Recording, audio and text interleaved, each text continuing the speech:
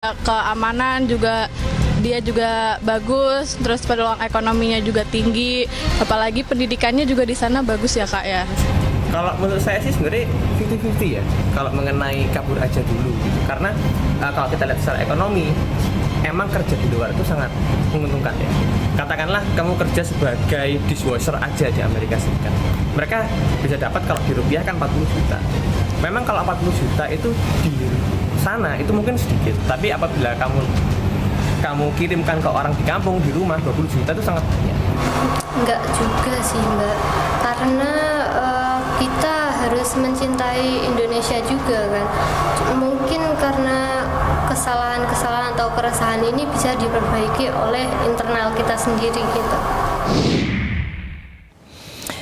Saya masih bersama dengan Dr. Yorga Permana. Ia lulusan ITB, lalu melanjutkan S2-nya di Belanda dengan apa risetmu?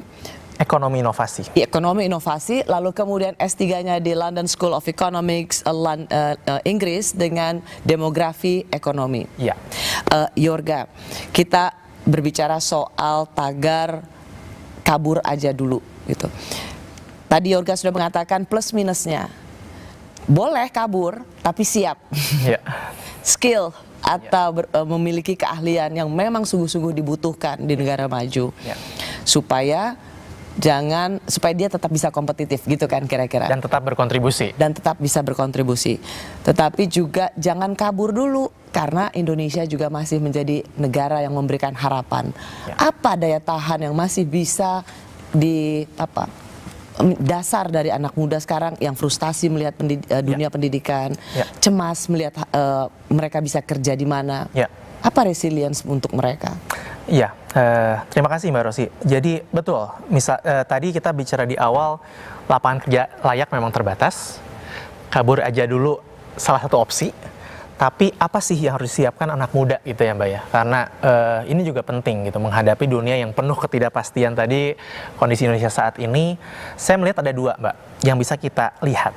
Pertama tentang peluang yang ada Mbak. Oke, dengan keterbatasan lapangan kerja sebetulnya ada peluang apa sih yang bisa kita buka?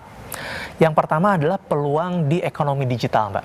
Jadi studi S3 saya salah satunya adalah tentang pekerja remote, pekerja online yang bekerja di depan laptop, di depan komputer, di mana mereka itu bisa punya klien dari luar negeri, Mbak. Ini kita kasih ilustrasi dulu ya. Sebentar, ini memang harus diluruskan ya soal ekonomi digital ekonomi ini. Digital, betul. Karena kemudian orang menangkap dengan mudah ya ekonomi digital ya content creator, influencer, kemudian membuat konten-konten stage sana, stage sini, memiliki banyak followers dan itu kemudian memang mendatangkan uang dengan mudah. Terlihat instan ya. Tetapi bukan itu yang kamu maksud. Tapi bukan itu Mbak. Jadi kan sebenarnya penopang ekonomi itu adalah yang bisa memberikan nilai tambah. Zaman dulu harus ada produk, manufacturing, pabrik. Tapi hari ini kan ada sektor jasa yang bisa memberikan nilai tambah. Tapi bukan nilai tambah sebagai influencer tadi itu, tapi jasa-jasa yang bisa ada permintaannya di dunia. Nah inilah yang menurut saya ekonomi digital yang belum kita belum kita ambil. Jadi riset saya tadi itu Mbak, jadi saya bertemu beberapa anak muda, 50 orang anak muda, saya mau wawancarai. Mereka ini kerjanya di Bandung, atau di Malang, atau di Jogja, tapi klien mereka itu di New York atau di Amsterdam Mbak. Ini kan menarik. Mereka ini jago coding, mereka ini jago desain grafis pakai Canva, mereka ini virtual assistant, klien mereka di luar negeri. Nah ini kan opportunity yang di-tap. Ketika saya mewawancari mereka, ya ini opsi bekerja saat ketiadaan ngelamar kerja di kota mereka, karena mereka punya skill set itu, mereka jadi bisa mencari peluang dari luar. Klien-kliennya dari luar negeri. Dan bawa uang. Ya, dan mereka nggak perlu harus ke sana, tanpa harus meninggalkan tanah air. Kantor di New York gitu. Ya, ini kan opsi lain Mbak. Ukurannya masih kecil, tapi bagaimana jika kita berpikir ini kita institusionalisasikan, Mbak. Ini kita jadikan kebijakan, ini jadi arah pendidikan kita ke sana.